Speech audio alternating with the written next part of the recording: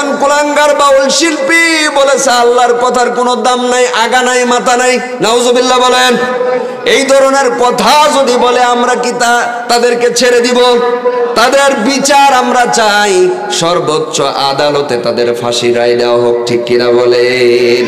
সোনার ভাইয়ের আমার, বাজানরা আমার, নবীজির বিরুদ্ধে, কোরআনের বিরুদ্ধে কথা বললে আমরা মুসলমান কখনোই সহ্য করব না, ঠিক কিনা বলেন? সামনের দিকে অগ্রসর হয়ে যাই। ইতিপূর্বে আল্লাহর একজন বান্দা মুসলমান দাবি করে, বড় বড় দাড়ি আছে, মাঝে মাঝে নামাজও পরে মিডিয়ায় দেখেছি, অথচ একদিন সে মিডিয়ার সামনে বক্তব্য দিলেন হাদিসের মধ্যে অনেক ভুল আছে, কোরআনের মধ্যে তো এমন ভুল নাই, তবে কিছু সমস্যা আছে। নাউজুবিল্লাহ বলেন। আমরা দরবেশ নামে যাকে চিনি তারা মুসলমান দাবি করো, মাথায় মাঝে মাঝে টুপি লাগাও, বড় বড় দাড়ি রাখো, অথচ যদি বলো কোরআনের সমস্যা আছে, আমি বলি কোরআনের সমস্যা নাই, তোমার জন্মে সমস্যা আছে। কারণ তুমি যদি মুসলিম হতে, তুমি যদি কোরআনকে ধারণ করতে, তাহলে কখনো তোমার জবান দিয়ে এরকম কথা বের হতো না, ঠিক কিনা বলেন? আবার এমনও মানুষ আছে নামাজ পড়ে, রোজা করে, আবার দেখায় টুপি মাথায় দেয়, আবার মিডিয়ার সামনে এসে বলে ইসলামী শরিয়া বিশ্বাস করি না। আছে না নাই? যদি কোনো মুসলমান বলে ইসলামী শরিয়া বিশ্বাস করি না, মানি না, ওর কি ঈমান থাকবে? একটু আওয়াজ দিয়ে বলেন, থাকবে? আল্লাহ পাক এদেরকে সঠিক বুঝ দান করুক, আমিন বলেন। আর যদি হেদায়েত না থাকে, বুঝ না থাকে ওদের নসিবে, আল্লাহ পাক সাদ্দাদের মতো, ফিরআউন নমরুদের মতো ওদেরকে শেষ করে দিক, ঠিক কিনা বলেন? কোরআনের বিরুদ্ধে কথা বলবে আমরা বরদাস্ত করব না মুসলমান, ঠিক কিনা বলেন? অনেক মানুষ আছে পাঁচ ওয়াক্ত নামাজ না পড়তে পারে, কিন্তু কোরআন নিয়ে কথা বলবে, নবীর বিরুদ্ধে কথা বলবে, কেউ মেনে নেবে না, ঠিক কিনা বলেন? আউযু বিল্লাহি মিনাশ শাইতানির রাজীম। বিসমিল্লাহির রহমানির রহিম।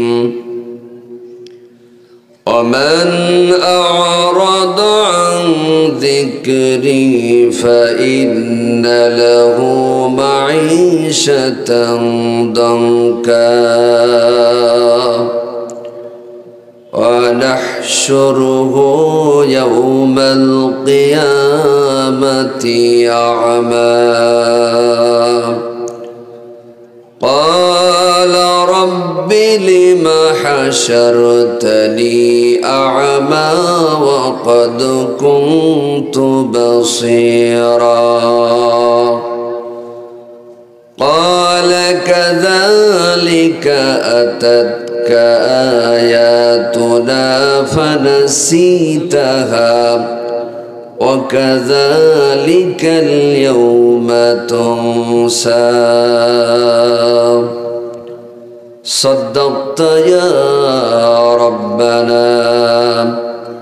قال النبي صلى الله عليه وسلم أخلص دينك يكفيك العمل القليل أو كما قال عليه الصلاة والسلام.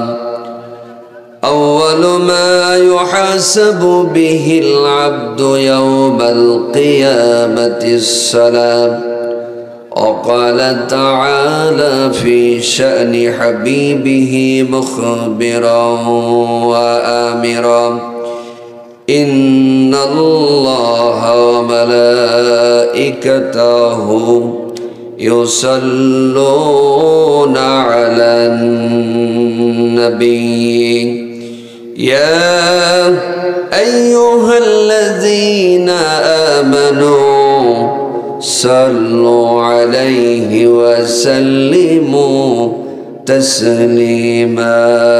اللهم صل على سيدنا مولانا محمد وعلى آله سيدنا رسولنا محمد প্রিয় নবীজির ভালোবাসা রহিয়াছে যাদের অন্তরে প্রিয় নবীজির ভালোবাসা রহিয়াছে যাদের অন্তরে প্রাণ খুলিয়া পড়ুন দরুদ প্রাণ খুলিয়া পড়ুন দরুদ সেই নবীজির নামেতে আল্লাহুম্মা সাল্লি আলা সাইয়্যিদিনা মাওলানা মুহাম্মদ ওয়া আলা আলি সাইয়্যিদিনা রাসূলানা আসমান সুন্দর জমিন সুন্দর আর সুন্দর গাছপালা ঠিক কিনা বলেন আসমান সুন্দর জমিন সুন্দর আর সুন্দর গাছপালা তাহার চাইতে বেশি সুন্দর তাহার চাইতে অধিক সুন্দর বিশ্বনবী মুস্তাফা আল্লাহুম্মা সাল্লি আলা সাইয়্যিদিনা মাওলানা মুহাম্মদ ওয়া আলা আলি সাইয়্যিদিনা রাসূলানা মুহাম্মদ লা ইলাহা জবান ছেড়ে দিয়ে লা ইলাহা ইল্লাল্লাহ লা ইলাহা ইল্লাল্লাহ সুবহানাল্লাহ ওয়ালহামদুলিল্লাহ লা ইলাহা ইল্লাল্লাহ লা ইলাহা ইল্লাল্লাহ আসমানে আল্লাহ জমিনে আল্লাহ আসমানে আল্লাহ জমিনে আল্লাহ হায়াতে আল্লাহ মৌতে আল্লাহ লা ইলাহা ইল্লাল্লাহ লা ইলাহা ইল্লাল্লাহ রিকশা চলে না চালক ছাড়া ঠিক কিনা বলেন রিকশা চলে না চালক ছাড়া নৌকা চলে না মাঝি ছাড়া তেমনি করে পৃথিবী চলে না আল্লাহ ছাড়া লা ইলাহা ইল্লাল্লাহ লা ইলাহা ইল্লাল্লাহ সুবহানাল্লাহ ওয়ালহামদুলিল্লাহ লা ইলাহা ইল্লাল্লাহ লা ইলাহা ইল্লাল্লাহ লা ইলাহা ইল্লাল্লাহ মুহাম্মাদুর রাসূলুল্লাহ সকলে পড়ছি সাল্লাল্লাহু আলাইহি ওয়াসাল্লাম ঐতিহ্যবাহী নাটোর জেলা বড়াইগ্রাম থানা হারুয়া কুমিল্লাপাড়া বাইতুল হাম জামে মসজিদের উন্নয়ন কল্পে যুব সমাজের উদ্যোগে বিরাট তাফসিরুল কোরআন মাহফিল উক্ত মাহফিলের সম্মানিত সুযোগ্য সভাপতি জনাব মোহাম্মদ আলহাজ মোহাম্মদ নুরুল ইসলাম আরদ্দার আল্লাহ পাক আজকের এই মাহফিলের সম্মানিত সভাপতি নুরুল ইসলাম সাহেবকে দ্বীনের জন্য কোরআনের জন্য আল্লাহ পাক যেন কবুল করেন আমরা সকলে বলছি আল্লাহুম্মা আমিন বারাকাল্লাহু ফি হায়াতি আজকে মাহফিলের সহসভাপতি আলহাজ মোহাম্মদ বদিউজ্জামান মোল্লা, আল্লাহ পাক এই মাহফিলের সহসভাপতিকেও দ্বীনের জন্য, ইসলামের জন্য আল্লাহ পাক যেন কবুল করেন। আমরা সকলে বলছি আল্লাহুম্মা আমিন। আপনারা যেভাবে আমিন বললেন, সভাপতি সাহেব এবং সহসভাপতি সাহেব যদি তারা জান্নাতি মেহমান হয়, জান্নাতি মানুষ হয়, আপনাদের কি জান্নাতে জায়গা কম হবে? একটু আওয়াজ দিয়ে বলেন। তাহলে আমরা দোয়া করতেই পারি। তার কারণ হলো, আমি যদি অন্যর জন্য দোয়া করি, সেই দোয়া আগে আমার জন্য আল্লাহ পাক কবুল করবেন। সুবহানাল্লাহ বলেন। আলোচনার শুরুতে একটি কথা বলি, সেটা হলো রসুলের একজন সাহাবী, উনি নামাজ পড়ে আল্লাহ তাআলার কাছে দোয়া করছেন এবং আওয়াজ দিয়ে দোয়া করছেন, আল্লাহ তুমি আমাকে মাফ করো, আমাকে কবুল করো, আমার নবীকে কবুল করো। তার নিজের জন্য এবং রসুলের জন্য শুধু দোয়া করছেন। ইতিমধ্যে রসুল সাল্লাল্লাহু আলাইহি সাল্লাম মসজিদে ঢুকলেন। ঢোকার পরে দেখলেন যে এই ব্যক্তি শুধু তার জন্য এবং নবীজি সাল্লাল্লাহু আলাইহি ওয়াসাল্লামের জন্য দোয়া করছেন। দোয়া শেষ হলো, নবীজি সাল্লাল্লাহু আলাইহি ওয়াসাল্লাম বললেন, দোয়াকে এত সংকীর্ণ করা উচিত নয়। আল্লাহু আকবার বলেন। দোয়াকে এত সংকীর্ণ করা উচিত নয়। শুধু তোমার জন্য আর তোমার নবী আমার জন্য দোয়া করছো, তোমার পরিবার, আহাল পরিবার, পরিজন, আত্মীয় স্বজন সকলের জন্য দোয়া করতে পারো।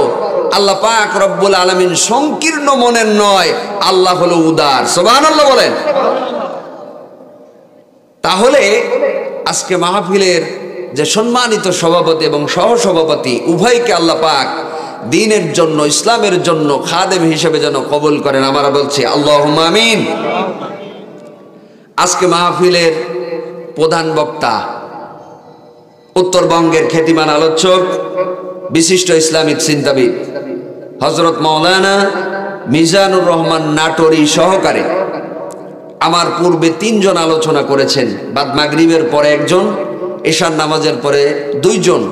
আল্লাহ পাক এই 3 জন বক্তাকেও দ্বীনের জন্য, দ্বীনের দায়ী হিসেবে কোরআনের ময়দানে কবুল করুক। আমরা বলছি আল্লাহুম্মা আমিন। দিগার উলামায়ে কেরাম উপস্থিত আছেন, মাহফিলের সভাপতি সহকারে গণ্যমান্য ব্যক্তিবর্গ উপস্থিত আছেন, অনেক আলেম, অনেক মাদ্রাসার তলবা ছাত্র উপস্থিত রয়েছেন, আমার বন্ধু আপনাদের ইমাম সাহেব মাহমুদুল হাসান সহকারে আরেকজন বন্ধু সজীব। আল্লাহ পাক সকল আলেমদেরকে সহকারে দিগার উলামায়ে কেরাম, মুআজ্জাজ মুহতারাম, আমার সামনে উপবিষ্ট পিতৃতুল্য মুরব্বিনা ইজাম, যুবক ভাইরা, পর্দানিশী মা এবং বোনেরা, সকলকে জানাই দ্বিতীয়বারের মতো আন্তরিক মোবারক সালাম। আসসালামু আলাইকুম ওয়া রাহমাতুল্লাহি ওয়া বারাকাতুহু। আমরা শুরুতেই শুকরিয়া আদায় করছি সেই মহান রবের প্রতি, যে মহান রব, যে মহান মালিক আমাকে আপনাকে মায়া করে, মহব্বত করে, ভালোবেসে জালিসুর রহমান বেহেশতের বাগানে কোরআনুল কারীমের রাসূল সাল্লাল্লাহু আলাইহি সাল্লাম বলেন, যেই জায়গায় কোরআন এবং হাদিস থেকে আলোচনা করা হয়, ওই জায়গা, ওই মুহূর্তে কোনো মাঠ বা ময়দান হয় না, ওই মুহূর্তে ওইটা বেহেশতের বাগানে পরিণত হয়ে যায়। সুবহানাল্লাহ। তাহলে এই মুহূর্তে এটা কি জালিসুর রহমান রাসূলের ভাষা, এটা হলো বেহেশতের বাগান। সুবহানাল্লাহ। তো আল্লাহর বেহেশতে, বেহেশতের বাগানে সকলেই কি বিচরণ করতে পারে, নাকি আল্লাহ যাদেরকে পছন্দ করেন, মায়া করেন, মহব্বত করেন, ভালোবাসেন, এই ভালোবাসার প্রিয় মানুষগুলোই আল্লাহর কোরআনের মাহফিলে বসতে পারে, আসতে পারে? ঠিক কিনা বলেন? তাহলে আপনারা এই মেহমান হতে পেরে সত্যিই কি খুশি? যদি সত্যি খুশি হয়ে থাকেন, কণ্ঠ কণ্ঠ মিলিয়ে যার গায়ে যতটুকুন শক্তি আছে সবটুকুন শক্তি প্রয়োগ করে মুখ ভরে, বুক ভরে ঈমানের বলে বলিয়ান হয়ে কাঁধে কাঁধ মিলে জবান খুলে উচ্চ আওয়াজে বলুন আলহামদুলিল্লাহ। অতঃপর লক্ষ কোটি দুরুদ সালাম সৈয়দুল মুরসালিন রহমাতুল লিল আলামিন, সিরাজাম মুনীরা বাশীরা ওয়া নাযীরা, যেই নবীর সুপারিশ ব্যতি রেখে আমরা কেউ জান্নাতে যেতে পারবো না, শাফায়াতের কান্ডারি নবী জনাবে মুহাম্মদ রাসূলুল্লাহ, সকলেই পড়ছি সাল্লাল্লাহু। আলাইহি ওয়াসাল্লাম। আমি আর মোটামুটি 1 ঘন্টা সময় পাবো, এজন্য ভূমিকা লম্বা হবে না, খুব দ্রুত সরাসরি আলোচনায় যাব। আপনারা মনোযোগ সহকারে শুনবেন, দিলের কান দিয়ে শুনবেন, আমলের নিয়তে শুনবেন, এবং এই কথাগুলো দাওয়াত আকারে আপনার পরিবারে আত্মীয় স্বজনের মধ্যে পৌঁছাবেন, প্রচার করে দিবেন ইনশাআল্লাহ। কারণ বাল্লিগু আন্নি ওয়ালাউ আয়া, কোরআন হাদিসের একটি আয়াতও যদি আপনার জানা থাকে, সেটা আপনার পরিবারে, আপনার আত্মীয় স্বজন, আপনার আরেকজন বন্ধু বান্ধব মুসল্লির কাছে সেই কথাটা প্রচার করা উচিত, ঠিক কিনা বলেন? তাহলে আমরা কথাগুলো শুনবো, দিলের কান দিয়ে শুনবো না, এ কান দিয়ে শুনবো অন্য কান দিয়ে বের করে দিব। দিলের কান দিয়ে, অন্তরের কান দিয়ে শুনবো এবং আমলের নিয়তে শুনবো। শোনা যাবে না ইনশাআল্লাহ? ইনশাআল্লাহ। সোনার ভাইয়ের আমার, বাজানরা আমার, গভীর মনোযোগ দিতে হবে। তাহলে কোরআনুল কারীমের মাহফিল থেকে আমি আল্লাহর দরবারে শুকরিয়া আদায় করেছি, আপনারাও আমার সঙ্গে আল্লাহর শুকরিয়া আদায় করছেন, ঠিক কিনা বলেন? আল্লাহর শুকরিয়া আদায় করলে কি লাভ হয়? আল্লাহ পাক রব্বুল আলামিন কোরআনুল কারীমের মধ্যে জানায়া দিলেন, লা ইন শাকারতুম লা আযীদান্নাকুম ওয়া লা ইন কাফারতুম ইন্না আযাবি লাশাদীদ।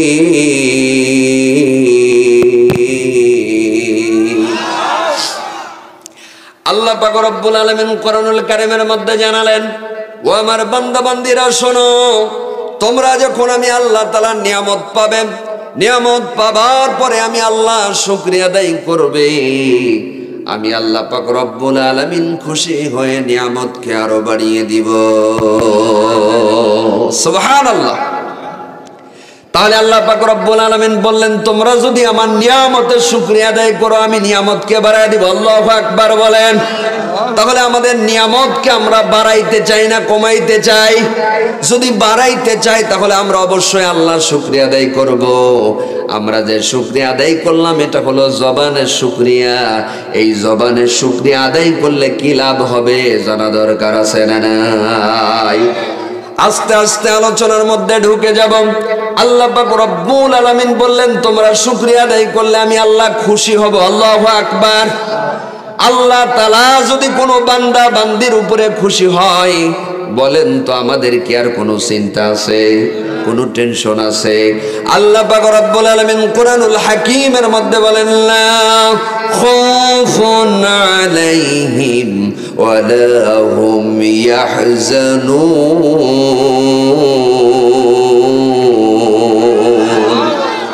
আল্লাহ পাক রব্বুল আলামিন বলেন, তার কোনো চিন্তাও নাই, তার কোনো টেনশন নাই। কারণ আল্লাহ যদি কোনো মানুষের উপর খুশি হয়ে যায়, আল্লাহ তাআলা জান্নাতের মালিক, আল্লাহ হলো জাহান্নামের মালিক, এই জমিনের মালিক, আসমানের মালিক, সব কিছুর মালিক। ইন্নাল্লাহা আলা কুল্লি শাইইন কাদির। সব কিছুর মালিক যিনি, তিনি কে?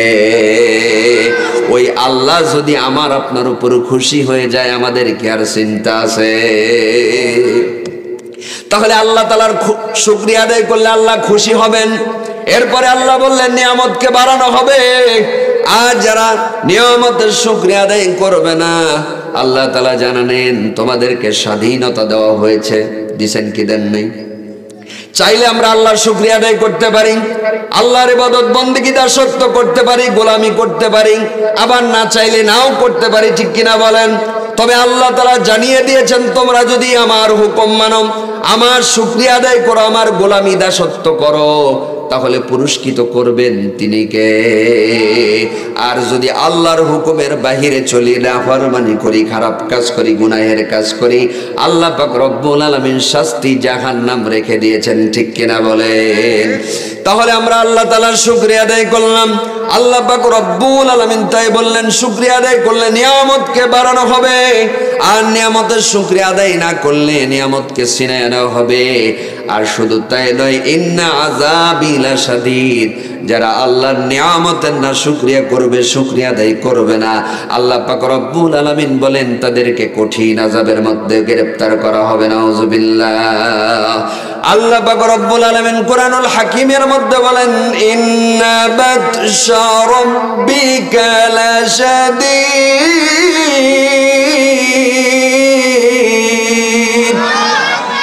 আমি আল্লাহ তাআলার ধরা হলো শক্ত ধরা, ঠিক কিনা বলেন? আমি আল্লাহ তাআলা ধরেছিলাম নমরুদকে, আমি আল্লাহ তাআলা ধরেছিলাম ফেরাউনকে, ঠিক কিনা বলেন? তারা ছাড়া পায় নাই। দুনিয়াতে যেই যত বারো না কেন, আমি আল্লাহ ধরলে কিন্তু আর এই ধরা থেকে কেউ বাঁচতে পারবে না। আল্লাহ ধরবেন কি ধরবেন না? আল্লাহ তাআলা আমাকে আপনাকে ছেড়ে দিয়েছেন, স্বাধীনতা দিয়েছেন, এর মানে এই নয় যে আল্লাহ ধরবেন না। আল্লাহ ছাড় দেন কিন্তু ছেড়ে দেয় না। আল্লাহু আকবার বলেন। আল্লাহ ছাড় দেয় কিন্তু ছেড়ে দেয় না। হাদিসে কুদসির মধ্যে এসেছেন, আল্লাহ পাক রব্বুল আলামিন তার হাবিবের মাধ্যমে জানিলেন, আলহামদুলিল্লাহি তামলাহুল মিজান। আল্লাহ পাক নবীজি সাল্লাল্লাহু আলাইহি সাল্লামের মাধ্যমে উম্মতের জন্য সুসংবাদ জানালেন, যারা আল্লাহর শুকরিয়া আদায় করতে গিয়ে তারা জবান ছেড়ে বলে আলহামদুলিল্লাহ, আল্লাহু আকবার বলেন। যারা জবান ছেড়ে বলে আলহামদুলিল্লাহ, এই জবানের আলহামদুলিল্লাহ কিয়ামতের আদালতে মিজানের এক পাল্লায় উঠিয়ে দেওয়া হবে, অপর পাল্লায় সাত আসমান জমিনকে উঠিয়ে দেওয়া হবে। আলহামদুলিল্লাহর পাল্লাটাই ভারী হয়ে যাবে। আল্লাহু আকবার। যেই নবীজির উপরে দরুদ শরীফ পাঠ করলাম, নবীজি সাল্লাল্লাহু আলাইহি সাল্লাম তার জবান দিয়ে বলেন, উম্মত শোনো, যখন কোনো আমার উম্মত আমার উপরে দরুদ শরীফ পাঠ করবেন, আল্লাহ পাক রব্বুল আলামিন সঙ্গে সঙ্গে ওই সমস্ত বান্দা বান্দির উপরে আল্লাহর পক্ষ থেকে 10টি রহমত অবতীর্ণ করা হবে। সুবহানাল্লাহ। আল্লাহ পাক রব্বুল আলামিন 10টি রহমত অবতীর্ণ করে দিবেন। শুধু তাই নয়, 10টি গুনাহ বান্দার মাফ করে দিবেন। শুধু তাই নয়, ওই সমস্ত ব্যক্তিদের 10টি মর্যাদা আল্লাহ তাআলা বাড়ায় দিবেন। সুবহানাল্লাহ। তাহলে আমরা শুরুতে আল্লাহর শুকরিয়া আদায় করেছি, যার বিনিময়ে আল্লাহ খুশি হবেন, নিয়ামতকে বাড়ায় দিবেন, ঠিক কিনা বলেন? দ্বিতীয় নাম্বার হলো, নবীজি সাল্লাল্লাহু আলাইহি সাল্লাম বললেন, উম্মত শোনো, তোমরা যদি আমি নবীর উপর দরুদ শরীফ পাঠ করো, আল্লাহ খুশি হবেন এবং খুশি হয়ে 10টি রহমত তোমাদের উপর বর্ষণ করে দিবেন। সুবহানাল্লাহ। 10টি গুনাহ মাফ করে দিবেন। জমিনের মধ্যে, সমাজের মধ্যে তোমাদের সম্মান 10টি বৃদ্ধি করে দিবেন। সুবহানাল্লাহ। সোনার ভাইয়ের আমার, বাজানের আমার, এটা হলো কোরআনুল কারীমের মাহফিল। নবীজি সাল্লাল্লাহু আলাইহি সাল্লাম বলেন, আল কোরআনু হুজ্জাতুল লাকা ওয়া আলাইক। এই কোরআন কারো পক্ষে সাক্ষী হবে। সুবহানাল্লাহ বলেন।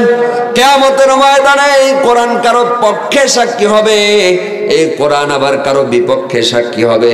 শোনো, এই কোরআন যদি তোমাদের পক্ষে সাক্ষী হয় তোমরা জান্নাতি, আর কোরআন যদি তোমাদের বিপক্ষে সাক্ষী হয় তাহলে তোমরা কোথায়? জাহান্নামী। অথচ এই কোরআনুল কারীমকে নিয়ে অনেকেই কটূক্তি করে, ঠিক কিনা বলেন? আল্লাহর নাম নিয়ে, আল্লাহর অস্তিত্ব নিয়ে কথা বলে এমনও কুলাঙ্গার আছে না নাই?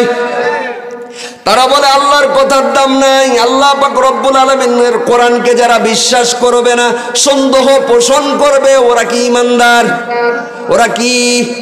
ওরা কাফের। তার কারণ হলো আল্লাহ পাক রব্বুল আলামিন বলেন, জালিকাল কিতাবু লা রাইবা ফি।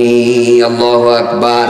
এটা এমন একটা কিতাব, এমন একটা মহাগ্রন্থ কোরআন, যার মধ্যে ভুল তো দূরের কথা, সন্দেহের অবকাশ নাই। আল্লাহু আকবার। আমরা যারা মুসলমান আছি, আমরা মুসলমান দাবি করি, আমরা কেউ সহ্য করব না কোরআনের বিরুদ্ধে কথা বললে। আমাদের সত্তা আল্লাহ, আমাদের রবকে নিয়ে কথা বললে সহ্য হবে না, ঠিক কিনা বলেন? একজন কুলাঙ্গার বাউল শিল্পী বলেছে আল্লাহর কথার কোনো দাম নাই, আগা নাই, মাথা নাই। নাউজুবিল্লাহ বলেন। এই ধরনের কথা যদি বলে আমরা কি তাদেরকে ছেড়ে দিব?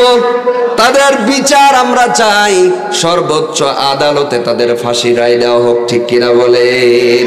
সোনার বাইরে আমার, বাজান আমার, নবীজির বিরুদ্ধে, কোরআনের বিরুদ্ধে কথা বললে আমরা মুসলমান কখনোই সহ্য করব না, ঠিক কিনা বলেন? সামনের দিকে অগ্রসর হয়ে যাই। ইতিপূর্বে আল্লাহর একজন বান্দা মুসলমান দাবি করে, বড় বড় দাড়ি আছে, মাঝে মাঝে নামাজও পরে, মিডিয়ায় দেখেছি। অথচ একদিন সে মিডিয়ার সামনে বক্তব্য দিলেন, হাদিসের মধ্যে অনেক ভুল আছে, কোরআনের মধ্যে তেমন ভুল নাই, তবে কিছু সমস্যা আছে। নাউজুবিল্লাহ বলেন। আমরা দরবেশ নামে যাকে চিনি তারা মুসলমান দাবি করো, মাথায় মাঝে মাঝে টুপি লাগাও, বড় বড় দাড়ি রাখো, অথচ যদি বলো কোরআনের সমস্যা আছে, আমি বলি কোরআনের সমস্যা নাই, তোমার জন্মে সমস্যা আছে। কারণ তুমি যদি মুসলিম হতে, তুমি যদি কোরআনকে ধারণ করতে, তাহলে কখনো তোমার জবান দিয়ে এরকম কথা বের হতো না, ঠিক কিনা বলেন? আবার এমনও মানুষ আছে নামাজ পড়ে, রোজা করে, আবার দেখায় টুপি মাথায় দেয়, আবার মিডিয়ার সামনে এসে বলে ইসলামী শরিয়া বিশ্বাস করি না, আছে না নাই? যদি কোনো মুসলমান বলে ইসলামী শরিয়া বিশ্বাস করি না, মানি না, ওর কি ঈমান থাকবে? একটু আওয়াজ দিয়ে বলেন, থাকবে? আল্লাহ পাক এদেরকে সঠিক বুঝ দান করুক, আমিন বলেন। আর যদি হেদায়েত না থাকে, বুঝ না থাকে ওদের নসিবে, আল্লাহ পাক সাদ্দাদের মতো, ফিরআউন নমরুদের মতো ওদেরকে শেষ করে দিক, ঠিক কিনা বলেন? কোরআনের বিরুদ্ধে কথা বলবে আমরা বরদাস্ত করব না মুসলমান, ঠিক কিনা বলেন? অনেক মানুষ আছে পাঁচ ওয়াক্ত নামাজ না পড়তে পারে, কিন্তু কোরআন নিয়ে কথা বলবে, নবীর বিরুদ্ধে কথা বলবে, কেউ মেনে নেবে না, ঠিক কিনা বলেন? সোনার ভাইয়ের আমার, বাজান আমার, সামনের দিকে অগ্রসর হয়ে যাই।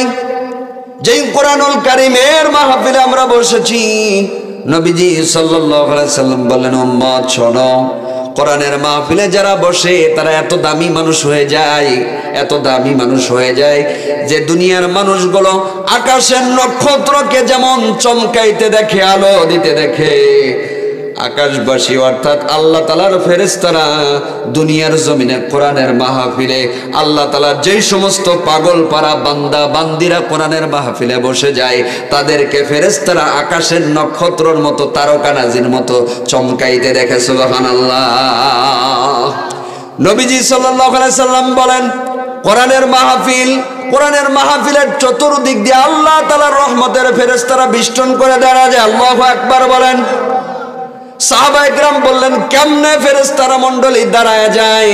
নবীজি সাল্লাল্লাহু আলাইহি সাল্লাম বললেন, কোরআনের মাহফিলের চতুর্দিক দিয়া আল্লাহর ফেরেশতারা, রহমতের ফেরেশতারা একজন আরেকজনের কাঁধের উপর ভর করতে করতে আল্লাহর বাড়ি আরশে আজিম পর্যন্ত পৌঁছায়া যায়। সুবহানাল্লাহ।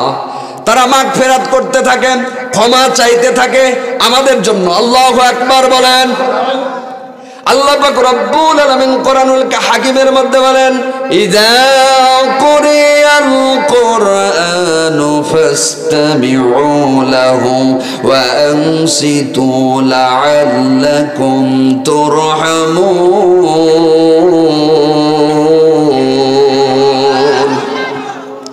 আল্লাহ পাক রব্বুল আলামিন জবাব বলেন, যেই জায়গায় কোরআন তেলাওয়াত করা হয়, কোরআনের আলোচনা করা হয়, কোরআন থেকে তাফসীর করা হয়, ওই জায়গায় আল্লাহ তাআলা যে সমস্ত বান্দা বান্দিরা বসে যায়, আল্লাহ পাক রব্বুল আলামিন বলেন, তোমরা যদি দুটি শর্ত পালন করো, আমি আল্লাহর পক্ষ থেকে তোমাদের জন্য সুসংবাদ, আমি আল্লাহ একটা পুরস্কার দিব। সুবহানাল্লাহ। এক নম্বর হলো, তোমরা যদি কোরআনের মাহফিলে চুপচাপ বসে যাও, মনোযোগ দিয়ে কোরআনকে শ্রবণ করো, আমি আল্লাহ তাআলা ঘোষণা করলাম, লাআল্লাকুম তুরহামুন,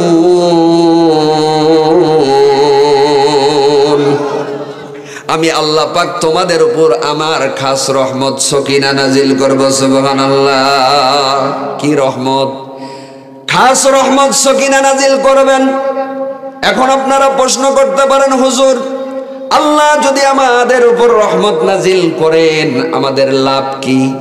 আর যদি রহমত না থাকে ক্ষতি কি? জানা দরকার আছে না নাই? আল্লাহ পাক রব্বুল আলামিন কোরআনুল হাকিমের মধ্যে বলেন, মা আসাবাকা মিন হাসানাতিন ফামিনাল্লাহ। আল্লাহ পাক রব্বুল আলামিন বলেন, তোমরা শোনো, আমি আল্লাহর রহমত, দয়া, অনুগ্রহ যদি কোনো বান্দা বান্দির উপরে থাকে, ওই বান্দা ভালো ভালো কাজ করার সুযোগ পাবে, সুবহানাল্লাহ। আর ওই বান্দার উপরে যদি রহমত থাকে, ওই বান্দা খারাপ কাজ থেকে বেঁচে যাবে, সুবহানাল্লাহ। তাহলে আল্লাহর রহমত যদি আমার আপনার উপরে থাকে, তাহলে আমরা ভালো ভালো নেক আমল করার সুযোগ পাবো এবং বদ আমল, খারাপ কাজ, অপছন্দনীয় কাজ থেকে আল্লাহ পাক আমাদেরকে নিরাপদ রাখবেন, হেফাজত করবেন, সুবহানাল্লাহ। তাহলে লাভ আছে না নাই? কোরআনের মাহফিলে যারা এসেছেন, আল্লাহর রহমত আপনাদের উপর বর্ষিত হচ্ছে, সুবহানাল্লাহ বলেন। যে রহমত বরকতের দ্বারা আপনাদের গুনাহ মাফ হবে, রহমত বরকতের দ্বারা আপনারা ভালো কাজ করার সুযোগ পাবেন, রহমত বরকতের দ্বারা আপনারা গুনাহ থেকে বেঁচে থাকতে পারবেন, সুবহানাল্লাহ। সোনার ভাইয়ের আমার, বাজান আমার, কেমন রহমত অবতীর্ণ হবেন? ছোট্ট একটা উদাহরণ দিলে আপনাদের ভালো বুঝে আসবে। নবীজি সাল্লাল্লাহু আলাইহি সাল্লাম কালেমার দাওয়াত নিয়ে যখন বের হয়েছেন, মানুষকে যখন দাওয়াত দেন, লা ইলাহা ইল্লাল্লাহ মুহাম্মাদুর রাসূলুল্লাহ, আল্লাহ ছাড়া কোনো মাবুদ নাই, ইলাহা নাই, ঠিক কিনা বলেন? মুহাম্মদ সাল্লাল্লাহু আলাইহি সাল্লাম হলো আল্লাহ তাআলার প্রেরিত রাসূল। এই দাওয়াত যখন মানুষের কাছে প্রচার করেন, এই দাওয়াতের জন্য নবীকে কষ্ট মুজাহিদা করতে হয়েছে কি হয় নাই? দাঁত মোবারক শহীদ করা হয়েছে, লোহার কড়া যখন মাথার মধ্যে ঢুকে গেছে, এই দিন কায়েমের জন্য কালেমা প্রচার করতে গিয়ে নবীজি সাল্লাল্লাহু আলাইহি সাল্লাম কালেমা সারাদিন দাওয়াত দেওয়ার পরে আসরের নামাজ পড়ে যখন বাসার মধ্যে প্রবেশ করবেন, এমত অবস্থায় হযরত আয়েশা রাদিয়াল্লাহু তাআলা আনহা জানালা দিয়ে ফলো করলেন। বিশ্ব নবীজি, দ্বীনের নবী, রহমতের নবী, মায়ার নবী, তার গৃহের মধ্যে তার রুমের দিকে আসতেছেন। এবার আয়েশা রাদিয়াল্লাহু তাআলা আনহা নজর করে দেখলেন নবীজি সাল্লাল্লাহু আলাইহি সাল্লাম আসতেছেন, কিন্তু নবীর গায়ের মধ্যে বৃষ্টি বর্ষণ হয়, ঝিরিঝিরি বৃষ্টি পড়ে। আয়েশা রাদিয়াল্লাহু তাআলা আনহা প্রস্তুতি গ্রহণ করলেন। নবীজি যখন রুমের মধ্যে প্রবেশ করবেন, তার শরীরটা মুছায়া দিবেন, মুখটা মুছায়া দিবেন, দাড়ি দিয়ে, চুল মোবারক দিয়ে টপ টপ করে পানি ঝরতেছে। এই দৃশ্যটা দেখে যখন এরকম প্রস্তুতি গ্রহণ করলেন, মুছায়া দিবেন, নবীজি সাল্লাল্লাহু আলাইহি সাল্লাম অল্প সময়ের মধ্যে যখন রুমের মধ্যে প্রবেশ করলেন, হযরত আয়েশা রাদিয়াল্লাহু তাআলা আনহা অবাক হলেন, তাকিয়ে দেখতেছেন এরকম কি তার শরীরের মধ্যে এরকম কি পানি নাই, একেবারে শুকনো। কিছুক্ষণ পূর্বে দেখলেন দাড়ি দিয়ে এরকম দাড়ি দিয়ে চুল দিয়ে টপ টপ করে পানি ঝরতেছে, অথচ এক মুহূর্ত পরেই দেখেন একেবারে শুকনো, কিছুই নাই। হযরত আয়েশা রাদিয়াল্লাহু তাআলা আনহা নবীকে বললেন, নবী গো, কিছুক্ষণ পূর্বেই তো দেখলাম আপনার শরীরটা ভিজা, আপনার শরীরের মধ্যে ঝিরিঝিরি বৃষ্টি পড়তেছে, কিন্তু আপনি যখন রুমের মধ্যে প্রবেশ করলেন, আপনার শরীরে তো কোনো পানি নেই, বৃষ্টির ফোঁটা নাই, আপনার শরীরটা একেবারে শুকনা, কারণটা কি, আমি কি ভুল দেখলাম?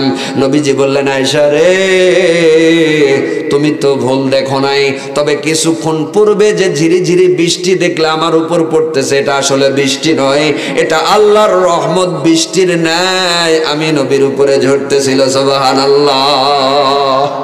হযরত আয়েশা রাদিয়াল্লাহু তাআলা আনহা বললেন, নবী গো, আপনি তো রহমতের নবী, বরকতের নবী, আপনার উপরে আল্লাহর রহমত ঝরবে, এটাই তো স্বাভাবিক, কিন্তু আমি জানতে চাই আপনার গুনাহগার উম্মতের শরীরেও কি আল্লাহর রহমত এমনি ঝরে?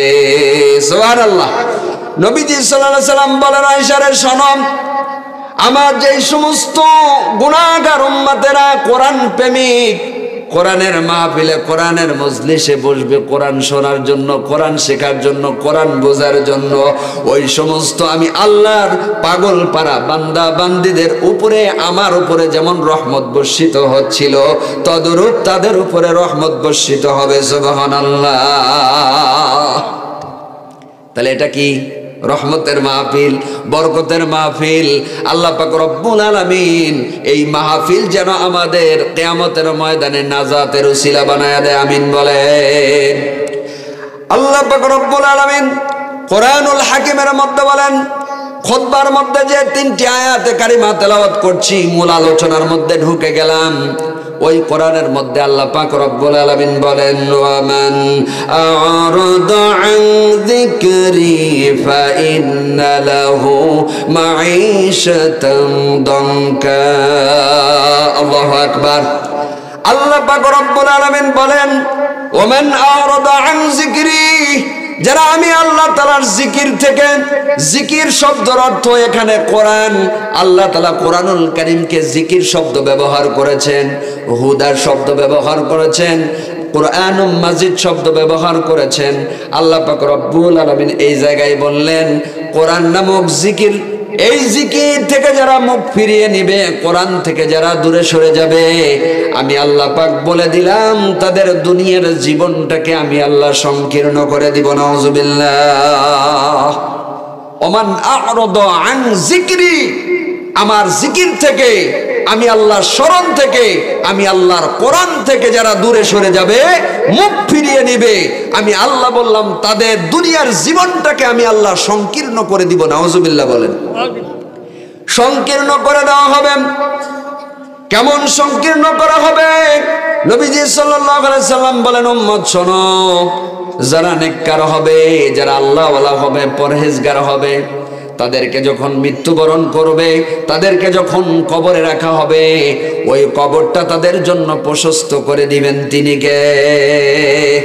আর যারা গুনাহগার হবে, বদকার হবে, খারাপ মানুষ হবে, এই মানুষগুলোকে যখন কবরে রাখা হবে, কবরের মাটি এমন ভাবে চাপ দিবে, নবীজি সাল্লাল্লাহু আলাইহি সাল্লাম দেখালেন, এক পাজরের হাড় অপর পাজরের মধ্যে এমনি ঢুকে যাবে। আল্লাহু আকবার।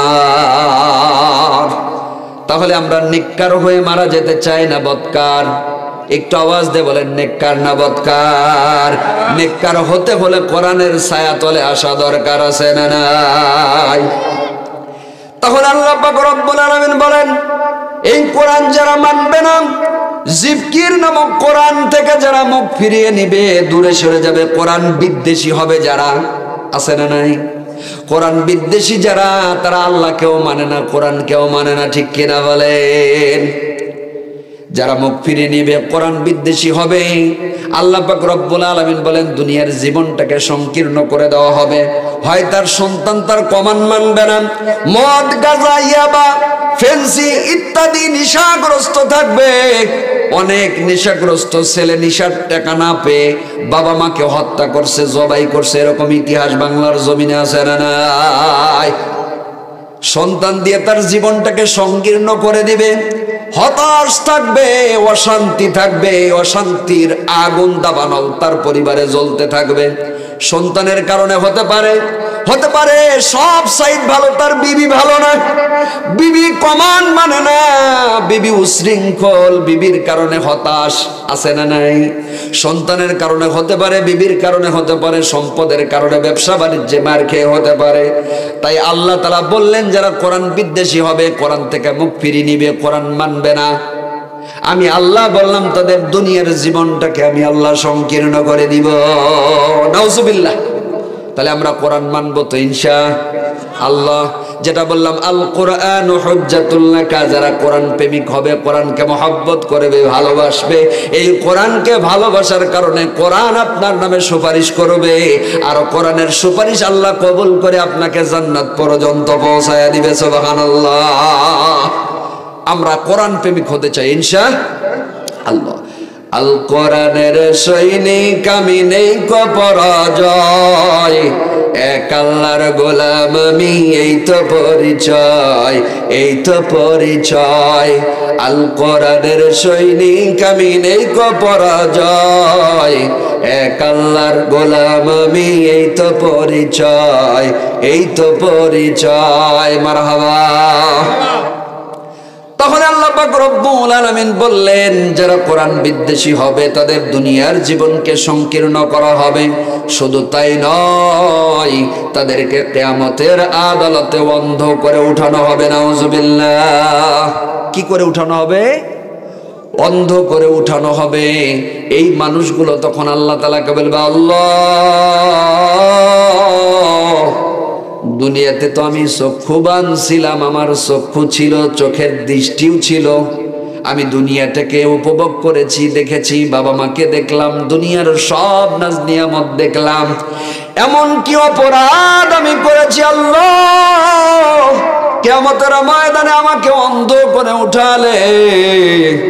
আল্লাহ পাক রব্বুল আলামিন কোরআনুল কারীমের আয়াতের মধ্যে ঘোষণা করে দিল, আল্লাহ তাআলা ওই বান্দাকে বলবে, বান্দারে, দুনিয়াতে আমি আল্লাহ তাআলা তোমাদেরকে চক্ষু দিয়েছিলাম, কিন্তু তোমরা ওই চোখটাকে কাজে লাগাও নাই। ওমান আরাদা আন যিকরি ফাইন্না লাহু মাঈশাতান দনকা ওয়া নাহশুরুহু ইয়াওমাল কিয়ামাতি আমা। আমি আল্লাহ তাআলা বলে দিয়েছিলাম, যারা কোরআন থেকে দূরে সরে যাবে, কোরআন বিদ্বেষী হবে, কোরআন নামক জিকিরকে যারা মানবে না, আমি আল্লাহ তাআলা তাদের দুনিয়ার জীবনটাকে সংকীর্ণ করে দিব, এবং কিয়ামতের ময়দানে আমি আল্লাহ তাআলা তাদেরকে অন্ধ করে উঠাবো। নাউজুবিল্লাহ বলেন। এই মানুষগুলো তখন বলবে, আল্লাহ, কেন আমাদেরকে অন্ধ করে উঠানো হলো? আল্লাহ তাআলা বলবে, আমি আল্লাহ কোরআন দিয়েছিলাম, ওই কোরআনের আয়াতকে তোমরা মানো নাই, ওই কোরআনের আয়াত বোঝার চেষ্টা করো নাই, কোরআন বিদ্বেষী ছিলে, কোরআন থেকে দূরে সরে গিয়েছিলে, কোরআন যেমন দুনিয়াতে তোমরা ভুলেছিলে, আমি আল্লাহ এই শাস্তি স্বরূপ আমি আল্লাহ তোমাদেরকে ভুলে গেলাম। নাউজুবিল্লাহ বলেন। তাহলে যারা কোরআন ভুলে যাবেন, কোরআন শিখবে না, কোরআন বোঝার চেষ্টা করবে না, কোরআন মানবে না, আল্লাহ তাআলা তাদেরকে দুনিয়ার জীবনটাকে সংকীর্ণ করে দিবেন এবং কিয়ামতে অন্ধ করে উঠাবেন। যখন বান্দাগুলো বলবে, কেন আল্লাহ আমাদেরকে অন্ধ করে উঠালে? আল্লাহ তাআলা বলবেন, আমার কোরআনকে তোমরা দেখো নাই। অনেক মানুষ আছে, চোখ আছে, চোখ থাকতে অন্ধ আছে না নাই?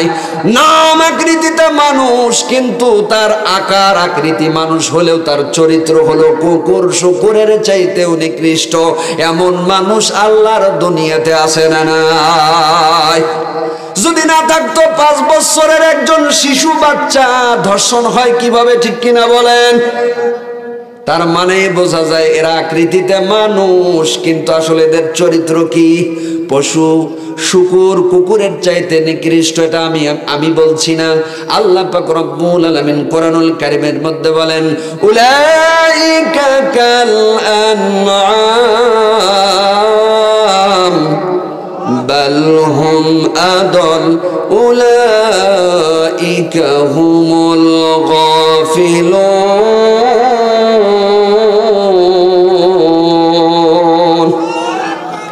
আল্লাহ তাআলা বলেন, দুনিয়ার জমিনে এমন অনেক মানুষ আছে যারা আকৃতিতে মানুষ, কিন্তু তাদের চরিত্র কুকুর শুকুরের চাইতেও নিকৃষ্ট। নাউজুবিল্লাহ বলেন। একটা কথা বলি, তাহলে আপনাদের বুঝে আসবে। অনেক সময় আমাদের মতো হুজুরদেরকে একজন যারা ভালোবাসে, মহাব্বত করে, হাতটা ধরে বলে, হুজুর, আশা ছিল একটা সন্তান যদি আল্লাহ দেয় মাদ্রাসায় পড়াবো, আছে না নাই? এরকম দোয়া করে দিবেন যেন হাফেজ হয়। অনেকেই নিয়ত করে, আল্লাহ আমাকে একটা সন্তান দিয়েছেন, এই সন্তানকে পড়াশোনা করিয়ে যেন মানুষের মতো, বলতেছে হুজুর দোয়া করবেন আমার এই সন্তানকে যেন মানুষের মতো মানুষ বানাইতে পারি। আল্লাহু আকবার বলেন। তার মানে হলো শুধু আকৃতিতে মানুষ না, গুণগত মানুষ যেন বানাইতে পারে, এই জন্যই দোয়া চাই। আল্লাহু আকবার। তাহলে আমরা সকলেই মানুষ, শুধু আকৃতিতে মানুষ হতে চাই না, আমরা গুণগত মানুষ হতে চাই। আল্লাহ কবুল করুক, আমিন বলেন। মুরব্বীরা আছেন, অনেক কষ্ট করে বসে আছেন।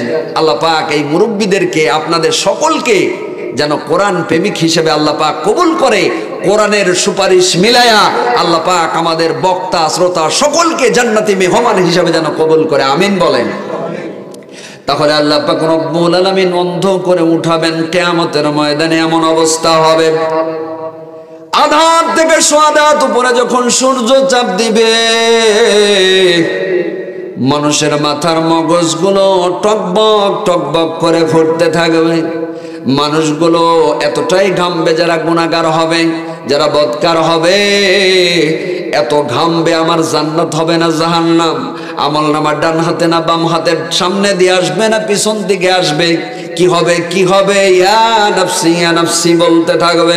কিয়ামতের ময়দানে এমন ভয়াবহ হবে, সন্তান বাবার পরিচয় দিবে না, বাবা সন্তানের পরিচয় দিবে না, স্বামী স্ত্রীর পরিচয় দিবে না, স্ত্রী স্বামীর পরিচয় দিবে না।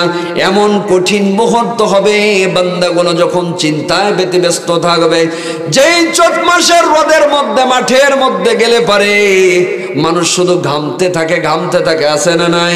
অস্থির হয়ে যায়, পেরেশান হয়ে যায়, মানুষের পিপাসা লাগে, এমন মনে হয়, এমনও পিপাসা লাগে মনে হয় এখন জানটা বের হয়ে যাবে, আছে না নাই? উত্তপ্ত বালুর মধ্যে যখন চৈত মাসের রোদের মধ্যে হাঁটে, যদি স্যান্ডেল ছাড়া শুধু খালি পায়ে হাঁটে, পায়ে লাগে কি লাগে না? পায়ে এরকম লাগে, অনেক সময় ফোসকা পড়ার মতো হয়ে যায়। তাহলে ওই কিয়ামতের ময়দানে সূর্য যখন এত নিকটে আসবে, তাপ দিবে, পেঁয়াজি ভাজার জন্য গরম তেল টকবক করে ফোটে, ওর মধ্যে যেমনি চপ ছেড়ে দেয়, পেঁয়াজি ছেড়ে দেয়, মানুষের মাথার মগজগুলো টকবক করে ফুটতে থাকবে। ওই কিয়ামতের ময়দানে কেউ ঘামতে ঘামতে হাঁটু পর্যন্ত হবে, কারো বুক পর্যন্ত হবে, কারো থুতনি পর্যন্ত হবে। ওই কিয়ামতের ময়দানে একজন আর একজনকে জিজ্ঞাসা করবে, ভাই কিয়ামতের ময়দানে আমরা কতদিন ধরে দাঁড়ায় আছি? একজন আর একজনকে বলবে, ভাই আমার তো মনে হয় কোটি কোটি বছর ধরে দাঁড়ায় আছি। আল্লাহু আকবার। আর যারা নেককার হবে, যারা ভালো মানুষ হবে, আল্লাহওয়ালা নামাজি পরহেজগার বান্দা হবে, একজন আর একজনকে জিজ্ঞাসা করবে, ভাইজান এই কিয়ামতের ময়দানে কতটা সময় ধরে দাঁড়িয়ে আছি? এই নামাজি ব্যক্তি বলবে, ভাই আমার তো মনে হয় দুনিয়াতে আল্লাহর হুকুম যোহরের নামাজ 4 রাকাত ফরজ নামাজ পড়তে যতটা সময় ব্যয় হয়, আমার তো মনে হয় অতটুকু বা তার চাইতে কিছু বেশি সময় ধরে দাঁড়িয়ে আছি। আল্লাহু আকবার, লিল্লাহি তাকবীর। আল কোরআনের আলো, আল হাদিসের আলো খালি ঘরে জ্বাললে হবে না, সংসদে জ্বালতে হবে, ঠিক কিনা বলেন? আল কোরআনের আলো, আল কোরআনের আলো সংসদে জ্বালো। লিল্লাহি তাকবীর। আজকের মাহফিল আপনারা বলবেন সফল হোক, সফল হোক। যারা মাহফিলের পক্ষে তারা বলবেন সফল হোক, যারা মাহফিল চান না তারা বলবেন, মনে মনে বলবেন যা হওয়ার তাই হোক। আছে না নাই? আছে, এরকম লোক আছে নাকি? আজকের মাহফিল আপনারা বলবেন সফল হোক, সফল হোক। সোনার ভাইয়ের আমার, বাজার আমার, গভীর মনোযোগ দিতে হবে। তাহলে কিয়ামতের ময়দানে মানুষগুলো ঘামতে থাকবে, পেরেশান হয়ে যাবে। আল্লাহ পাক রব্বুল আলামিন 7 শ্রেণীর মানুষকে ওই বিপদ থেকে আল্লাহ তাআলা ওই মুহূর্তে উদ্ধার করবেন। সুবহানাল্লাহ। কয় শ্রেণী? একটু আওয়াজ দিয়ে বলেন, কয় শ্রেণী? সময় যেহেতু কম, এই জন্য কি খুব তাড়াহুড়ো চলছে? 7 শ্রেণীর মানুষকে আল্লাহ তাআলা আল্লাহর বাড়ি আরশে আজিমের নিচে জায়গা দিবেন। আল্লাহু আকবার। আল্লাহ পাক রব্বুল আলামিন কোরআনুল হাকিমের মধ্যে বলেন, আর রহমানু আলাল আরশি ইস্তাওয়া। আল্লাহু আকবার। আল্লাহর বাড়ি আরশে আজিমের নিচে ছায়া দিবেন।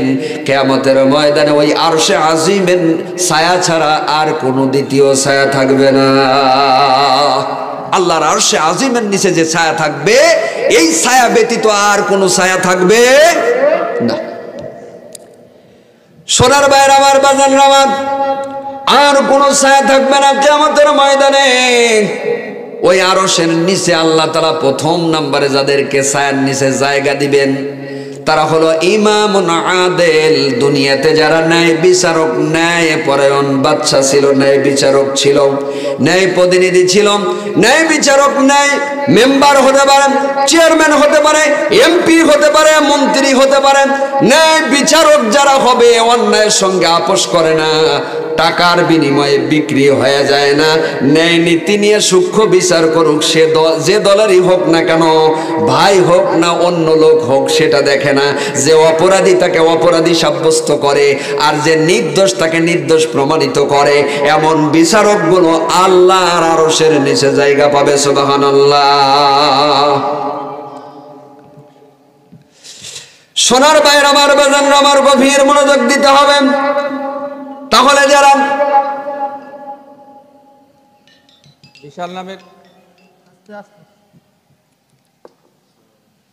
বিশাল নামের কেউ থাকেন এখানে, আপনার একজন রোগী মহিলা, উনি প্রথম গেটে, উনি মাথা ঘুরে পড়ে গেছে। যদি বিশাল নামে কেউ থাকেন, দ্রুত প্রথম গেটে যোগাযোগ করেন।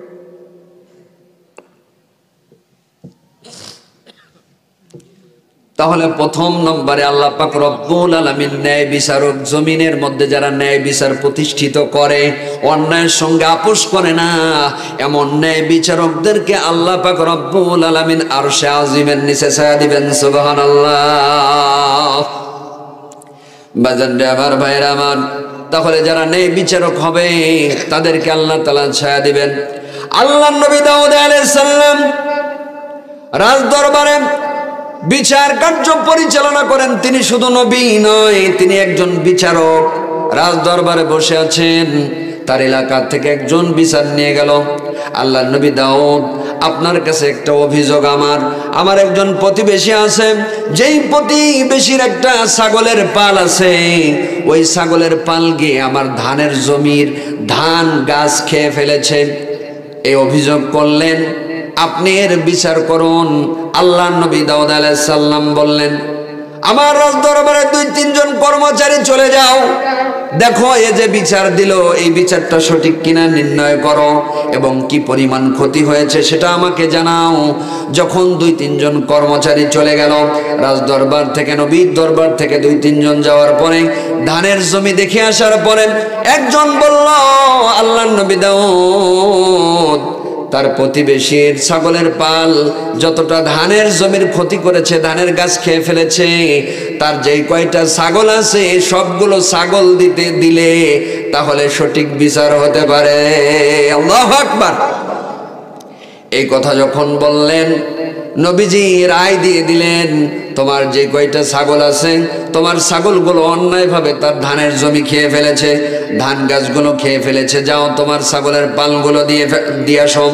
এবার এই ব্যক্তি কান্না করে ফেলে দিল, নবী আমি তো অসহায়, আমি তো গরিব মানুষ, আমার একটা ভুলের কারণে এরকম শাস্তি, আমি এরকম কি মানতে পারবো না, আমার বড় কষ্ট হয়ে যাবে, কারণ আমি জীবিকা নির্ভর করি, আমার কোনো আয়ের ইনকামের কোনো পথ নেই, শুধু আমি ছাগলের পাল দিয়ে এরকম কি দুধ দহন করে বিক্রি করি, যখন ছাগলের বাচ্চা হয় কিছু বিক্রি করি, আমার সংসারটাকে চালাই, এই অবলম্বন যদি তাকে দিয়ে দেওয়া হয় আমি বড় বিপদের মধ্যে পড়ে যাব, ক্ষতির মধ্যে পড়ে যাব। কান্না করতে করতে যখন বের হয়ে যায়, এমন তো অবস্থায় হযরতে সুলাইমান আলাইহিস সালাম 8 বছর বয়স, কয় বছর? 8 বছর বয়স। হযরতে সুলাইমান আলাইহিস সালাম বললেন, মুরব্বি আপনি কাঁদেন কেন চলে যান? এবার বললেন, এই ব্যাপার, এই কারণে আমার শাস্তি হয়েছে, আমার ছাগলের পালগুলো ওই জমির মালিককে, আমার প্রতিবেশীকে দিয়ে দেওয়া হয়েছে, কিন্তু আমার ইনকামের সোর্স হলো এরা, আমার পরিবার পরিজন কিভাবে চলবে, আমি বড় কষ্টের মধ্যে পড়ে গেলাম, এই জন্য আমি কাঁদতে কাঁদতে বাড়ির দিকে যাইতেছি। বললেন, ঠিক আছে, সমস্যা নাই, আপনি আবার দাউদ আলাইহিস সালামের দরবারে যান, আমি আসতেছি। আল্লাহু আকবার।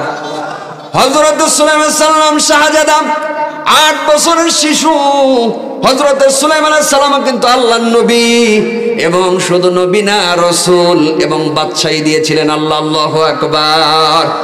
সুলাইমান আলাইহিস সালাম 8 বছর বয়স, বাবার কাছে গিয়ে বললেন, বাবা আপনি যে বিচার করেছেন অবশ্যই সঠিক বিচার করেছেন, তবে আপনি চাইলে আরেকটু ভেবেচিন্তে রায় দিলে এই ব্যক্তিটা বিপদ থেকে বেঁচে যেত। সুবহানাল্লাহ।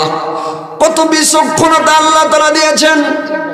হযরত দাউদ আলাইহিস সালাম তার সন্তান সুলাইমানকে বলল, বাবা সুলাইমান, তুমি যদি আমার চেয়ারে থাকতে তাহলে তুমি কি বিচার করতে, আজকে তুমি এইটা ফয়সালা দাও। আল্লাহু আকবার। কেমন বাবা? বললেন, বাবা আমি তো ন্যায় বিচার করেছি, তার কারণ হলো তার ছাগলের পাল দিয়ে জমিটা খায়া দিয়েছে। ধানের জমিতে গিয়ে ধানের গাছগুলো খেয়ে ফেলেছে, ক্ষতি হয়েছে। আমি লোক পাঠিয়েছিলাম, তারা বললো যেই পরিমাণ ক্ষতি হয়েছে তার যেই কয়েকটা ছাগল আছে সবগুলো দিলে জরিমানা হবে, ক্ষতিপূরণ হবে, এই জন্য তো আমি রায় দিয়ে দিয়েছি। তখন বললেন ঠিক আছে, সব ঠিক আছে, তবে আরেকটু ভেবে চিনতে দিলে এই লোকটা বেঁচে যেত। আল্লাহু আকবার। দাউদ আলাইহিস সালাম বললেন, বাবা তুমি যদি আমার চেয়ারে থাকতে কি রায় দিতে একটু দাও বলো। এবার সুলাইমান আলাইহিস সালাম বললেন, আমি যদি আপনার জায়গায় থাকতাম তাহলে আমি একটা কাজ করতাম। এই কাজটা হলো, এই যে ছাগলের পাল আপনি একেবারে দিয়ে দিয়েছেন, আমি একেবারে দিতাম না, তাকে আপাতত দিতাম, যাতে করে ওই ছাগলের দুধ দহন করে সে বিক্রি করে ক্ষতিপূরণ কিছুটা উঠে যেতে পারে। 1 মাস পর্যন্ত তার কাছে এই ছাগলের পাল থাকবে। দু একটি বাচ্চা এই 1 বছরের মধ্যে, 1 মাসের মধ্যে যদি হয় তাহলে সে বিক্রি করে উপকৃত হতে পারে এবং দুধ দহন করে বিক্রি করে সেই বিক্রির টাকা সে রাখতে পারে। আর এই 1 মাস ওই ব্যক্তিকে দায়িত্ব দেওয়া হোক, ওই জমিতে সেচ দিবে, ওই জমিটা পরিচর্যা করবে, যত্ন নেবে। যখন আবার ধান গাছ তো একেবারে উপরে ফেলে নাই, শুধু গাছগুলো খেয়েছে, ঠিক কিনা বলেন? কারণ 1টা মাস গেলে আবার পূর্বের ন্যায় হয়ে যাবে। তারপরে এই বর্কির পাল 1 মাস পরে মালিককে যদি ফিরে দেওয়া হয় তাহলে ওই মানুষটাও বেঁচে গেল, এই মানুষটাও ক্ষতিপূরণ পেল, তাহলে আমার মনে হয় খুব ভালো হয়। আল্লাহু আকবার। দাউদ আলাইহিস সালাম বললেন, বাবা তুমি যেই রায় দিয়েছো এই রায়টা আমার পছন্দ হয়েছে, আমি পূর্বের রায় কি করলাম, বাতিল ঘোষণা করে এই রায়টাই আমি কার্যকারী করলাম। আল্লাহু আকবার। কি ভালো লাগছে না? সরার বাইরে আমার, বাজানরা আমার, অনেক কথা আছে কিন্তু কালেকশনের দিকে আমাকে আগাতে হবে। একটা বিষয় একটু আলোচনা করে আমি সামনের দিকে অগ্রসর হব। আমি আপনাদের কাছে বলতে চাই, আমাদের গুনাহ আছে না নাই, ভুল আছে না নাই, অন্যায় অপরাধ আছে না নাই। আমি শেষ মুহূর্তে 3 শ্রেণীর মানুষের কথা বলবো, যেই মানুষের দিকে কিয়ামতের ময়দানে আল্লাহ তাআলা তাকাবেন না, ভ্রুক্ষেপ করবেন না, মুখ ফিরিয়ে নেবেন। এমন কোন 3 ব্যক্তি আমি শেষ সময়ে বলে দেব ইনশাআল্লাহ। তারপরে আমি জানতে চাই আমরা সকলেই গুনাহগার, আর এই গুনাহ থেকে মাপ চাওয়া দরকার আছে না নাই? আদম সন্তান ভুল করবেন, গুনাহের কাজ করবে, এটাই স্বাভাবিক, কিন্তু ওই গুনাহের উপরে অটল অবিচল থাকবে না, গুনাহ থেকে সরে দাঁড়াবে, গুনাহের জন্য চোখের পানি ফেলে অনুতপ্ত অনুশোচনা করবে, আল্লাহ দরবারে হাত তুলে দোয়া করে কাঁদবে। আল্লাহ পাক রব্বুল আলামিন ওই বান্দার সমস্ত গুনাহ মাফ করে দিবেন। সুবহানাল্লাহ। আল্লাহ পাক রব্বুল আলামিন গুনাহ যে মাফ করে দিবেন তার একটা উদাহরণ দিলে আপনারা ভালো বুঝবেন। নবীজি সাল্লাল্লাহু আলাইহি ওয়াসাল্লাম ঈশান নামাজের ইমামতি করলেন। নবীজির ইমামতিতে নবীজি সাল্লাল্লাহু আলাইহি ওয়াসাল্লামের একজন সাহাবী যার নাম হলো আবু হুরায়রা, কি বলেন, হযরতে আবু হুরায়রা রাদিয়াল্লাহু তাআলা আনহু ঈশান নামাজ পড়লেন। যেই সাহাবী 5374টি হাদিসের হাফেজ ছিলেন। সুবহানাল্লাহ। যে কথা বলতেছিলাম, আল্লাহর আরশের নিচে 7 শ্রেণীর মানুষ জায়গা পাবে। কালেকশনের পরে আমি শুধু পয়েন্টগুলো বলে দেব ইনশাআল্লাহ। যেহেতু আমাকে কালেকশন করতে হবে, এই জন্য কালেকশনের মধ্যে আমি ঢুকে যাচ্ছি। নবীজির সাহাবী আবু হুরায়রা রাদিয়াল্লাহু তাআলা ঈশান নামাজ পড়ে যখন বাড়ির মধ্যে ঢুকবেন, বাড়ির গেটের মধ্যে একজন মহিলা, মনটা খুব খারাপ, মুখটা মলিন হয়ে গেছে, চোখের কোনায় পানি দেখা যায়। আবু হুরায়রাকে ডাক দিয়ে বললেন, আবু হুরায়রা, ও রাসূলের সাহাবী, আমি তো বড় গুনাহগার, আমি তো বড় পাপী, তুমি তো রাসূলের সাহাবী, আমি একটা বড় গুনাহের কাজ করে ফেলেছি, পাপ করে ফেলেছি। আল্লাহর দরবারে তওবা করলে, মাপ চাইলে কি আমার গুনাহ মাফ হতে পারে নাকি? আবু হুরায়রা বললেন, কি পাপ করেছো, কি গুনাহের কাজ করেছো বলো। এই কথা যখন বলা হলো, ওই মহিলা বলতেছে, আমার যৌবনের তাড়নায় আমি একজন ছেলের সঙ্গে আমি সহবাস করেছিলাম, জিনার কাজ করেছিলাম, তার সঙ্গে অবৈধ সম্পর্ক করেছিলাম, বিবাহ করি নাই। অবৈধ সম্পর্ক করার কারণে আমার গর্ভের মধ্যে সন্তান এসে যায়। এই সন্তান যখন আসেন, আস্তে আস্তে সন্তান যখন বড় হতে থাকে, আমি দেখলাম এই অবস্থায় যদি আমি এলাকায় থাকি, মানুষ টের পাবে আমার এখনো বিয়ে হয় নাই। আমার সন্তান যদি বুঝতে পারে, তাহলে আমাকে নষ্টা বলবে, খারাপ মহিলা বলবে, ঠিক কিনা বলেন? তখন সে এলাকা ছেড়ে অন্য একটা এলাকায় যখন চলে যায়, যাওয়ার পরে যখন 10 মাস যার যখন সময় হয়ে যায়, সন্তান ভূমিষ্ঠ হয়ে যায়, সন্তান প্রসব করার পরে ওই সন্তানকে নিজ হাতে আমি এরকম কি হত্যা করি। হত্যা করার পরে আবার নিজ এলাকায় ফিরে আসি, কিন্তু আমার মনের মধ্যে বড় কষ্ট। আহারে, আমি অবৈধ সম্পর্ক করলাম, সন্তান হলো, ওই সন্তানকে আমি মেরে দিয়েছি মা হয়ে। আমি সহ্য করতে পারতেছি না, আমার খুব কষ্ট লাগতেছে। আমি কত বড় পাপী, কত খারাপ মানুষ। আল্লাহ তাআলা কি আমাকে মাফ করবে নাকি? আমি অনুতপ্ত, অনুশোচনা করতে চাই, আমার পাপের প্রায়শ্চিত্ত করতে চাই, আমার কি ক্ষমা হবে নাকি?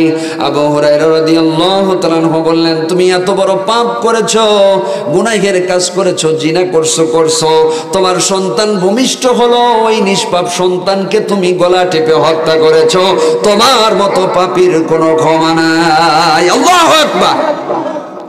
এই কথা যখন বললেন, ওই মহিলা কাঁদতে কাঁদতে চলে যায়, বুকের মধ্যে এরকম কি থাপড়াইতেছে আর বলতেছে, আল্লাহ কেন এই যৌবন দিলা? আর এই যৌবনের তাড়নায় গুনাহের কাজ করলাম, জিনা করলাম, সন্তান হলো, তারে গলা টিপে হত্যা করলাম, আমার গুনাহ মাফ হবে না, আমি জাহান্নামী। আমার চাইতে আল্লাহর দুনিয়াতে, আল্লাহর জমিনে আর কেউ গুনাহগার নাই। কান্না করতে করতে যখন চলে যায়, আবু হুরায়রা রাদিয়াল্লাহু তাআলা আনহু যখন এই কথা বলেছেন, বিছানায় শোয়ার পরে আর চোখের মধ্যে ঘুম আসে না। তার কারণ হলো, আবু হুরায়রা রাদিয়াল্লাহু তাআলা আনহু নবীজির কাছ থেকে ফয়সালা নেয় নাই, নিজের মতো করে ফয়সালা দিয়ে দিয়েছে। এমনও লোক আছে না নাই, হুজুরের বয়ান শুনে হুজুরের চাইতে বড় বড় ফতোয়াবাজি চাষটলে বসে করে, এমন লোক আল্লাহর দুনিয়ায় আছে না নাই? ওদের বক্তব্য শুনলে হয় মুফতি সাহেবের খাওয়া নাই, শায়েখের খাওয়া নাই, এ হলো বড় মুফতি সাহেব, এমনও কি আছে না নাই? এই কথা যখন হয়ে গেল, আবু হুরায়রা রাদিয়াল্লাহু তাআলা আনহু তখন দুটি চোখ এক জায়গায় করতে পারে না, ঘুম আসে না। ফজরের নামাজের আজান হয়ে গেল, চিন্তায় ব্যতিব্যস্ত। আজান হওয়ার সঙ্গে সঙ্গে আবু হুরায়রা রাদিয়াল্লাহু তাআলা আনহু দৌড়ালেন মসজিদে নববীতে। যখন মসজিদে গেলেন, যাওয়ার পরে ফজরের নামাজ হয়ে গেল, নবীজি সাল্লাল্লাহু আলাইহি সাল্লামের ইমামতিতে নামাজ শেষ করে দিলেন। নামাজ শেষ হওয়ার সঙ্গে সঙ্গে আবু হুরায়রা নবীজির হাতটা চেপে ধরে বললেন, নবী গো,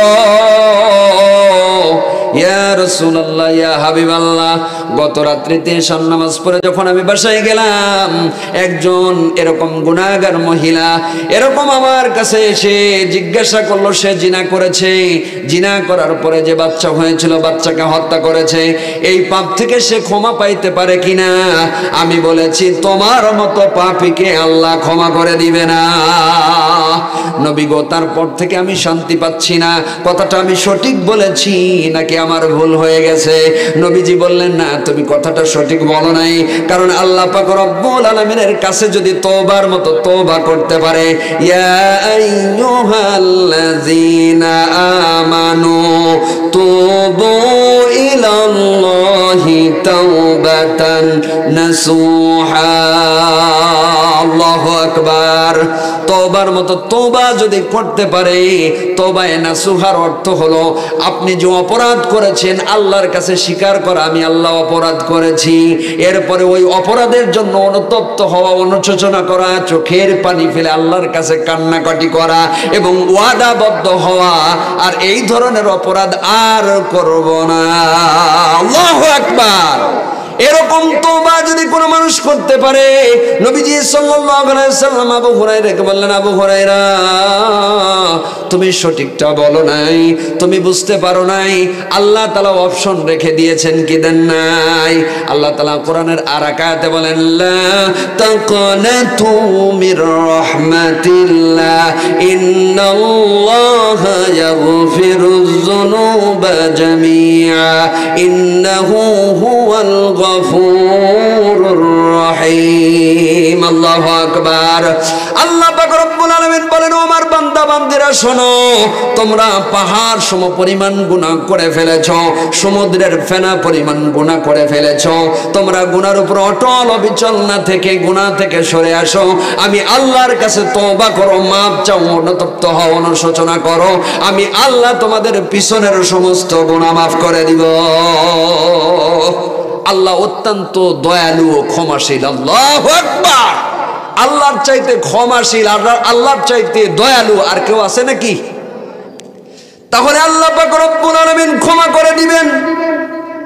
নবীজি সাল্লাল্লাহু আলাইহি সাল্লাম যখন বলে দিলেন, রাসূলের সাহাবী আবু হুরায়রা রাদিয়াল্লাহু তাআলা আনহু দৌড়ায়া চলে গেলেন। যাওয়ার পরে মহিলাকে বললেন, তুমি যদি আল্লাহর কাছে তওবা করো, তোমার গুনাহের কারণে তুমি কান্দো, অনুতপ্ত অনুশোচনা হও, আল্লাহর কাছে মাপ চাইলে আল্লাহ অপশন রেখেছে, তওবা কবুল করে আল্লাহ তোমার জীবনের সব গুনাহ মাফ করে দিবে। সুবহানাল্লাহ। আসলে আমাকে কালেকশনের দিকে আগাতে হবে, আমাকে বলা হয়েছে, সুতরাং আমি আলোচনা শেষ করতে পারবো না। তবে যে তিনটা পয়েন্টের কথা বলেছি, কিয়ামতের ময়দানে ওই তিন শ্রেণীর মানুষের দিকে আল্লাহ তাকাবে না, ওই তিন শ্রেণীর মানুষের নাম জানা দরকার আছে না নাই? কি অপরাধের কারণে আল্লাহ তাআলা তাকাবেন না? আল্লাহ যদি মুখ ফিরিয়ে নেয়, ওই মানুষগুলো হাসরের ময়দানে বাঁচার কোনো উপায় আছে নাই, বলে দিব। এবং আল্লাহর বাড়ি আরশে আজিমের নিচে যে ছায়া পাবে, এক নম্বরে হলো ইমামুন আদিল, দুই নম্বরে হলো ওই সমস্ত আল্লাহর যুবক যুবতী বান্দা বান্দিরা যারা যৌবনকাল আল্লাহর ইবাদতে ব্যয় করে দিয়েছে। সুবহানাল্লাহ। আর তিন নম্বর তারা যাদের মুহাব্বত মসজিদের সঙ্গে, সুবহানাল্লাহ বলেন, কার সঙ্গে? মসজিদের সঙ্গে যার সম্পর্ক, মসজিদকে মহাব্বত করে, মসজিদকে আবাদ করে, মসজিদের কি প্রয়োজন সেটা দেখাশোনা করে, মসজিদে দান করে, মসজিদকে মহাব্বত করে, মসজিদে নামাজ আদায় করে, এই শ্রেণীর মানুষকে আল্লাহ তাআলা আল্লাহর আরশের নিচে জায়গা দিবে। সুবহানাল্লাহ বলেন।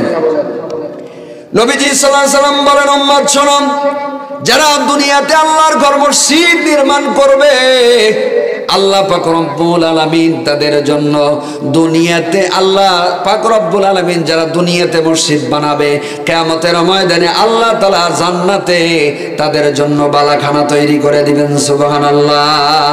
আমিন। রব্বানা যালামনা আনফুসানা ওয়া ইল্লাম তাগফির লানা وترحمنا لنكونن من الخاسرين ربنا تقبل منا إنك أنت السميع العليم وتب علينا يا مولانا إنك أنت التواب الرحيم رب العالمين পরওয়ারদিগার মাবুদ মাওলা আল্লাহ কুদরতি চক্ষু দিয়ে তাকিয়ে রাখো। আল্লাহ বাদ মাগরিব থেকে এত রাত পর্যন্ত কোরআনুল কারীমের মাহফিল ঐতিহ্যবাহী নাটোর জেলা বড়াই গ্রাম থানা হারুয়া কুমিল্লা পাড়া বাইতুল হামজামে মসজিদের উন্নয়ন কলবে যুব সমাজের উদ্যোগে আয়োজিত তাফসীরুল কোরআনের মাহফিলে আল্লাহ তাআলা আমরা এসেছি, বসেছি, মেহেরবানি করে আজকের এই মাহফিলের যারা আয়োজন করেছে, টাকা দিয়ে, পয়সা দিয়ে, শ্রম দিয়ে, বুদ্ধি দিয়ে যারা সহযোগিতা করলো, সকলকে দিন ইসলামের জন্য কবুল করে নাও। ও রব্বুল আলামিন, আয় আল্লাহ, আমরা যারা বক্তা এসেছি, শ্রোতারা এসেছেন, আল্লাহ আমাদের উভয়দেরকে দ্বীনের জন্য, ইসলামের জন্য কবুল করে নাও। আল্লাহ আমাদের জবান দিয়ে এমন কিছু কথা বের করে দাও যেই কথাগুলো বললে আয় আল্লাহ বক্তা এবং শ্রোতাদের উভয়ের নাজাতের উসিলা হয়ে যায়। ও রব্বুল আলামিন, এই মহল্লার যত মানুষ অন্ধকার কবরে মেহেরবানি করে আজকের মাহফিলের আয়োজন করা হয়েছে, আল্লাহ এই মাহফিলকে উদ্দেশ্য করে আল্লাহ তামাম জিন্দিগির গুনাহগুলো মাফ করে দিয়ে তাদের কবরটুকু তুমি জান্নাতের বাগান বানায় দাও রব্বুল আলামিন। মাহফিলের জন্য এলাকাবাসী শ্রম দিয়েছে, অর্থ দিয়েছে, সহকারে আমার বন্ধু মাহমুদুল হাসান শুকুর অনেক পরিশ্রম করেছে। আল্লাহ এলাকাবাসীর কমিটি বিন্দু এলাকাবাসীকে আমার বন্ধু সহকারে যারা এখানে আছে সকলকে মাফ করে দাও, সকলে জিনের জন্য কবুল করে দাও। আজকের মাহফিল আমাদের জন্য কিয়ামতের ময়দানে নাজাতের উসিলা বানায়া দিও আল্লাহ। या रब करम तो अगर करम ओ बादे जुबां को दिल पर असर करे। सुबहान रब्बिका रब्बिल इज्जति अम्मा यसिफून व सलामुन अलल मुरसलीन वल्हम्दुलिल्लाहि रब्बिल आलमीन।